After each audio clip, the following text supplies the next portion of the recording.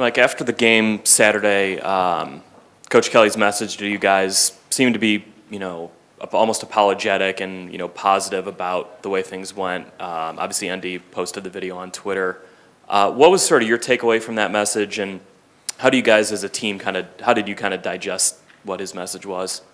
Well, I don't think that it's necessary for Coach Kelly to start apologizing to anybody on this football team. It's our job to execute the game plan that they put in place, and we didn't do a good enough job at doing that on the last Saturday. So I think that it comes down to a whole team effort, both coaching and playing better. And I think that obviously he's the head coach, and he's going to take a lot of the fault for what's going on in our program right now, but it comes down to a mindset, like I said, of executing our job and doing our job one day, one play at a time. And the more we can focus on doing that, the more success that's going to come.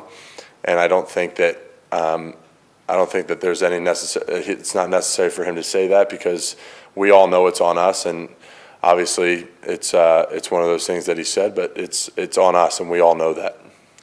I guess there's a perception out there a little bit that Coach Kelly does blame players for losses. Do you guys, when you do see a quote from him in the media, how do you guys sort of respond to that?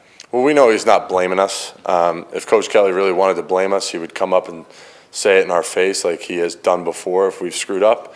And obviously things can get misconstrued, things can get misstated, and we don't feel as though he's blaming us. He'll have a conversation with us personally if he wants to get better, because that's the kind of man that he is. He runs our program unbelievably well, and we're all lucky to have a coach like him.